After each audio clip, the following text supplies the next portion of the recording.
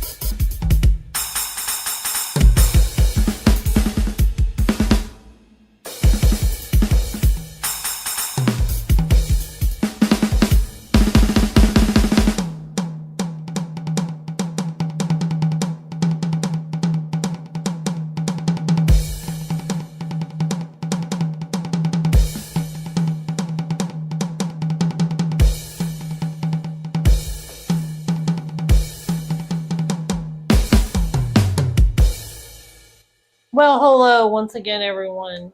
So today, as you clearly could tell from the intro, I thought that I would do the tune to beat Wipe Out by the Surf Aries. So one of those classic surf rock instrumentals, Americana, all that kind of thing, you know. But everybody should know this beat generally, I'm assuming. Um,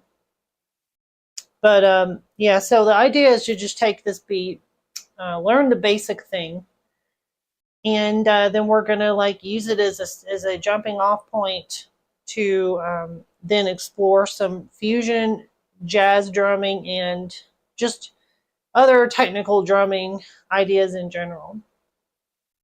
So let's get started.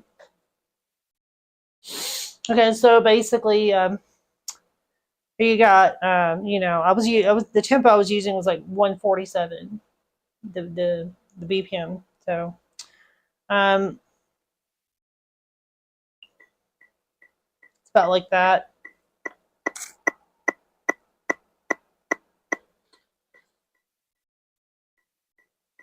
So it's just 16th notes, you know.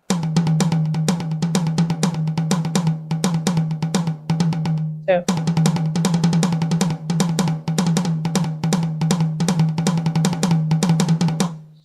The trick to this, of course, is just that there's accents, you know.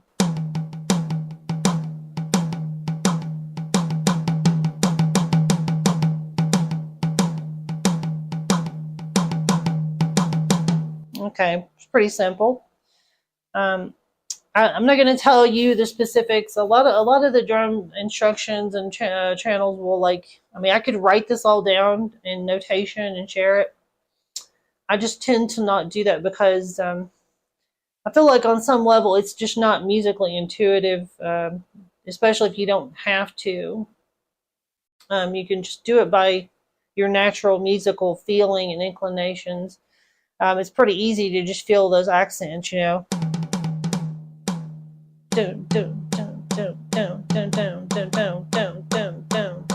You know.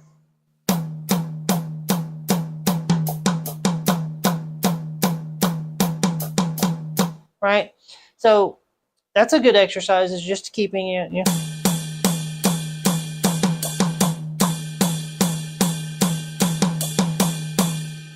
And I could probably play around with that and come up with some ideas, you know.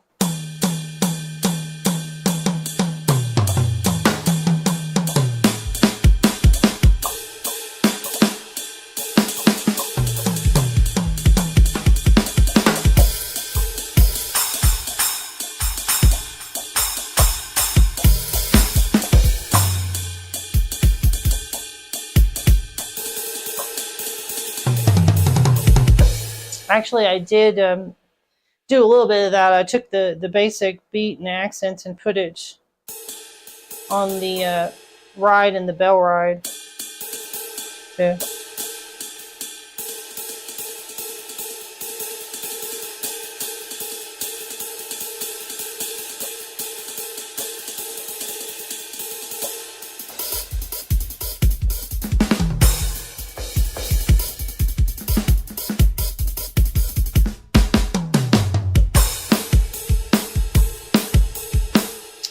And I'll go over some of this stuff. Then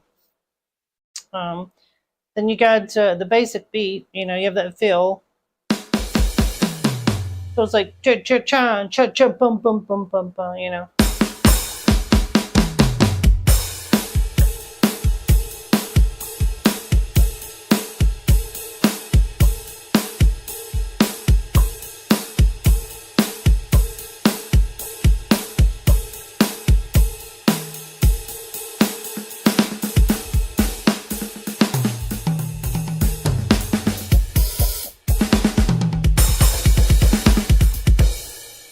And we're just kind of just playing around with 16th notes.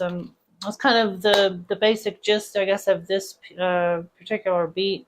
This exercise is just like, you know, we're just playing around with 16th note combinations, and we can do other subdivisions, higher subdivisions if you want. But you know, at first, we're just kind of playing around with the 16th notes. My cheeks are all rosy, like. Yeah, so what was I doing? Oh yeah, so you know, like putting it in the bass drum.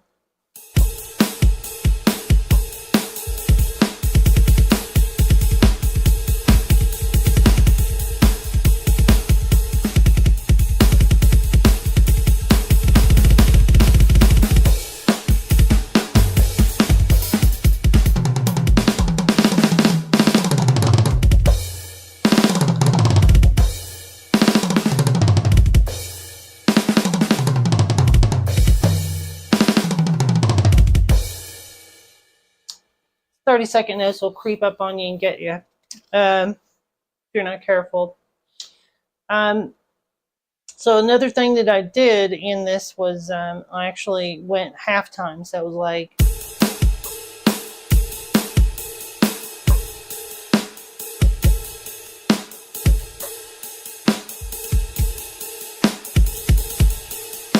And then you can start to add little 16th accents like that, and sort of change it into a weird, almost like a drum and bass type of thing, but more of a jazz fusion swing type thing or something.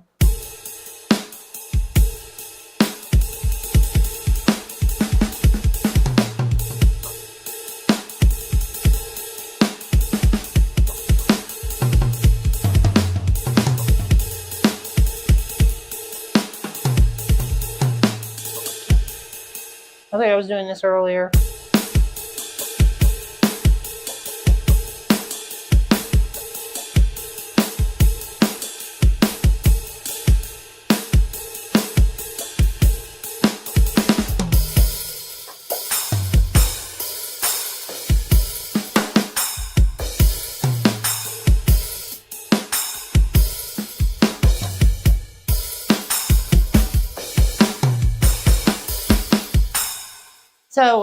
So it's another concept in classical music and composition is what they call tone painting. And that's like, you know, if there's the lyrics, if this operetta is like, and we're all going down, down, down, you know, like the music probably should be going down to some capacity. So that's a very simple example. But given that this is a song about waves and surfing and splashing of water, you know, your open hi-hat has kind of a surf-like quality to it. This is a splash cymbal, you know.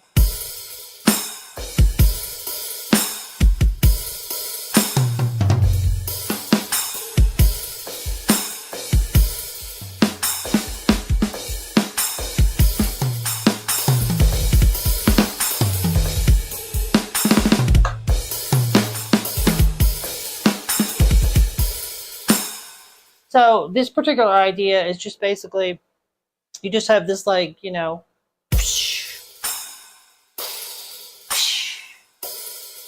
so like wave, splash, right? And then in between it, we're kind of improvising little fills while that's kind of, it doesn't have to be perfectly, you know, on the beat, although that would be a good thing to practice.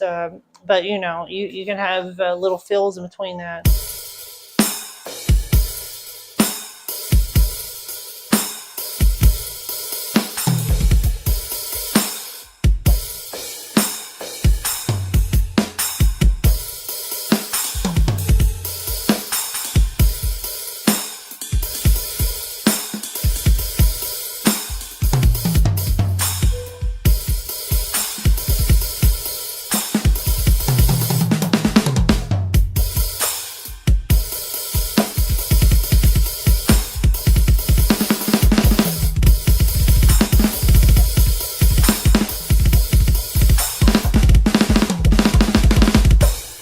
So there, it gets a little more complicated, but it's still just subdivisions that are trying to fit within the beat.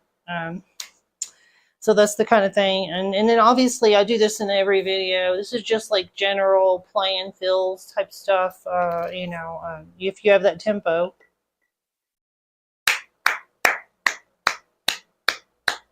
That kind of tempo, right? You know.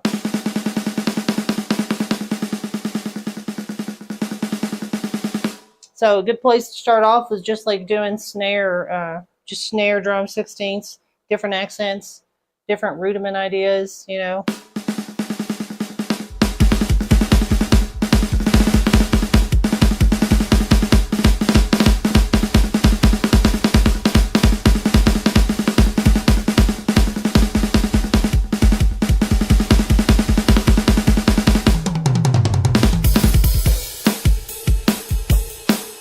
So I am, you know, doing 3 fingers for these 16ths on the snare, just because it gives me better control of have a more natural feel.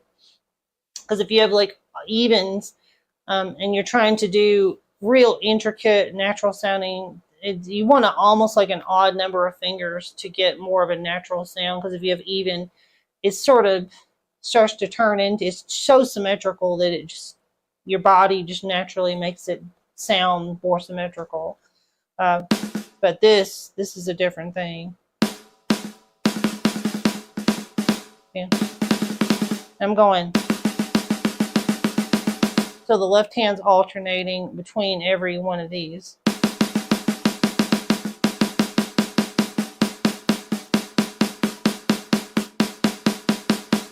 Yeah. I'm just adding the bass drum to it, a little Steve Gadd type thing.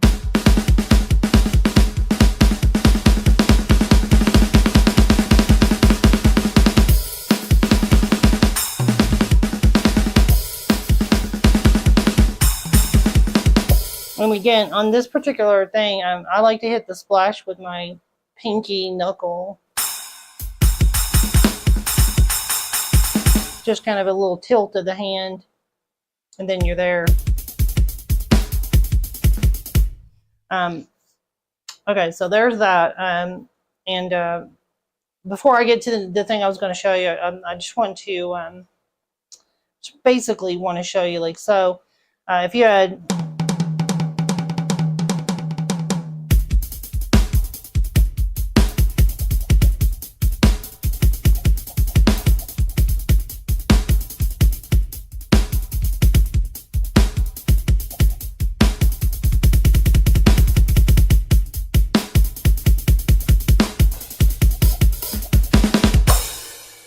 I've done this in multiple videos, but you know, hi-hat and bass drum together, perfectly synced, and then obviously, and what's cool about this is that you can just kind of pick up the slack with your left hand and hit the snare hits with the index finger.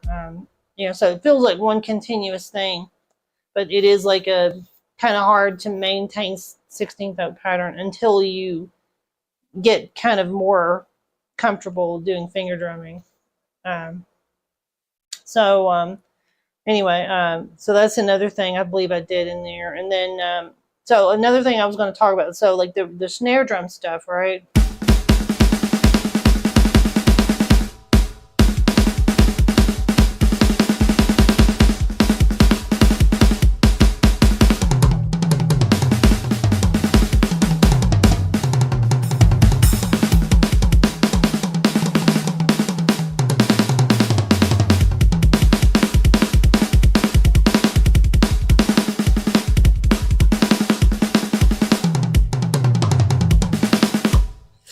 So like all these different combinations of snare, toms, and bass drum.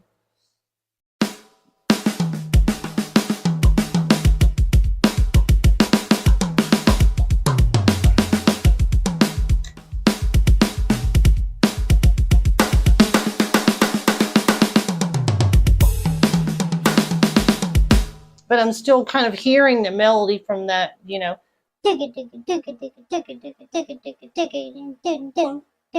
You know, it's still kind of in my brain.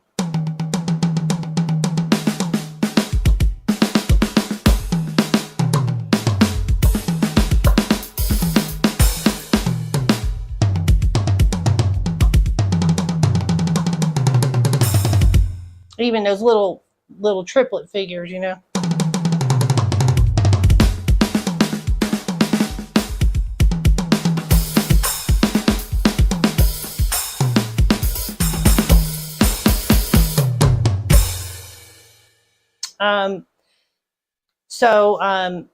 Yeah, so those are more for, you know, we've done a bunch of different groove ideas. We played some stacked polyrhythm ideas. Now we're going to do a proper drum solo. So, you know, that's, we've already done, you know, all that stuff.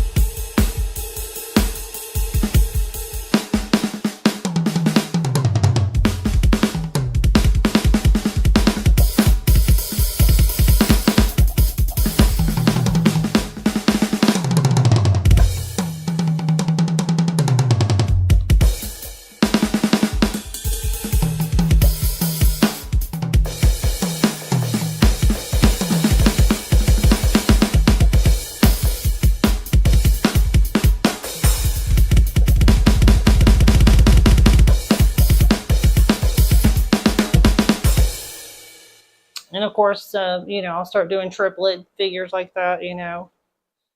It's like 1E and a 2E and a...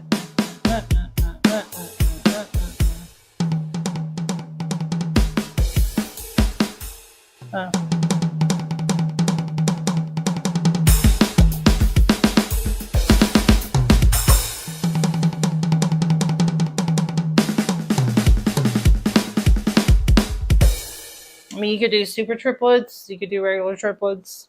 A tune like this where it's simple and it's instantly identifiable as to what the accents and the general idea, the composition of the beat is. they're really great for this kind of activity series that I've kind of created. It's just like trying to be creative and use them as an improvisational. I guess it's kind of like, it's the same deal as like people play standard rock tunes or standard jazz tunes or the standard classical repertoire. Well, in drumming, there's like standard beats or standard songs that have a standard melodic beat idea that can be deconstructed. You can use additive construction.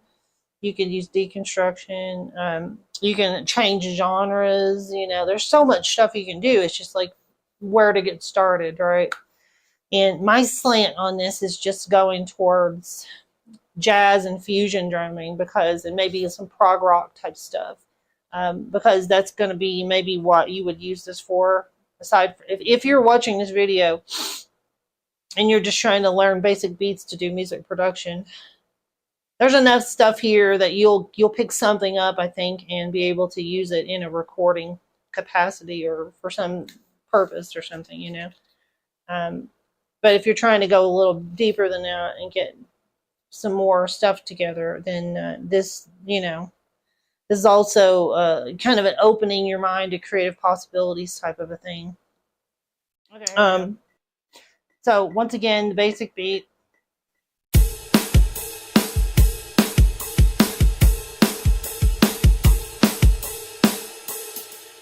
And then we're going to go full on swing.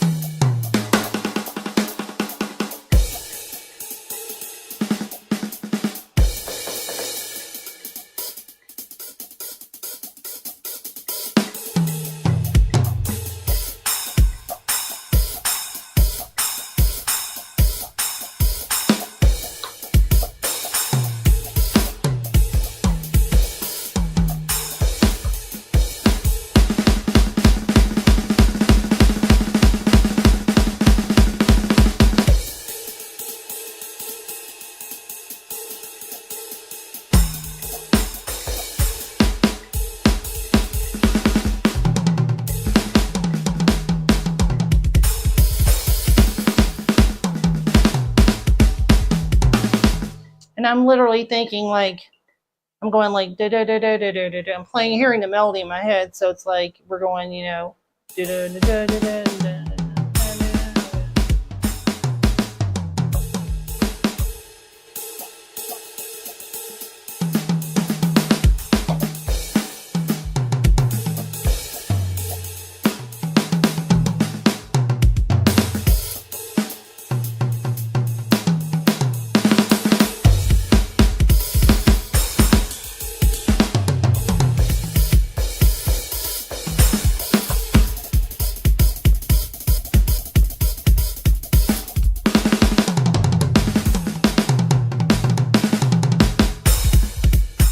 It's like, but I'm literally just putting in triplet figures in between the accents.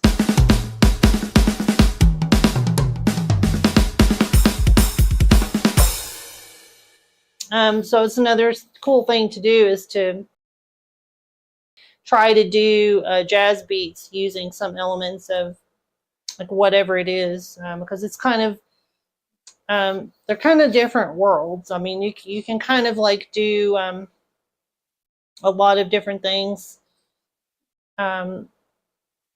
starting from just like any kind of other genre, but then it doesn't always translate to jazz, and then trying to take jazz shit out of that and put it into another genre, it doesn't work all the time. They're really two different things.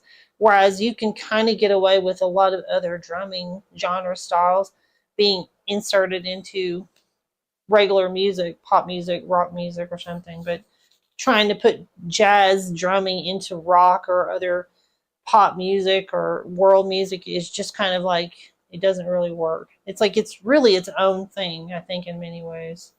Um, but anyway,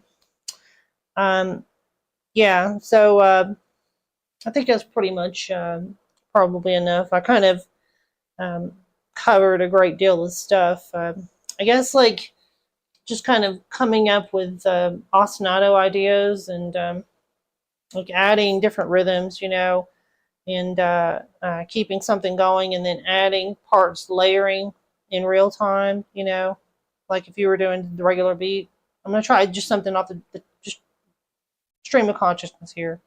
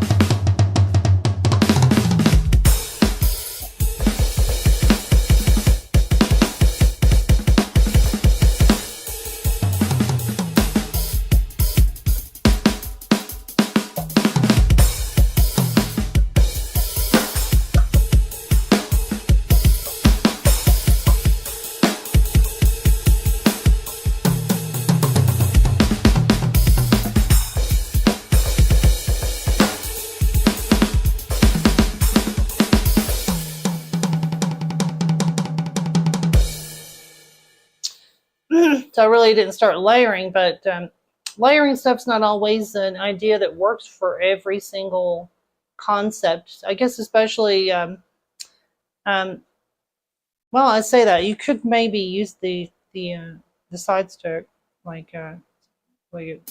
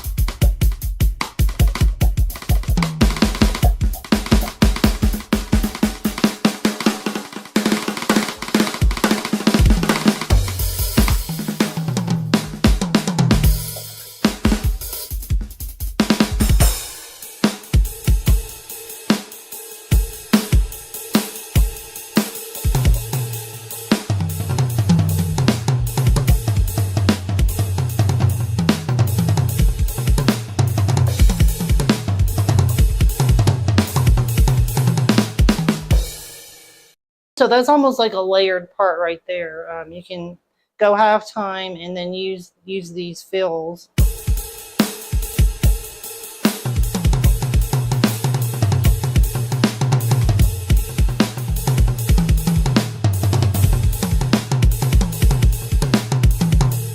And throw those in the gaps. So it's more like the David Garibaldi, like sort of linear drumming concept. a little bit. Tower of Power, in case you don't know who that is.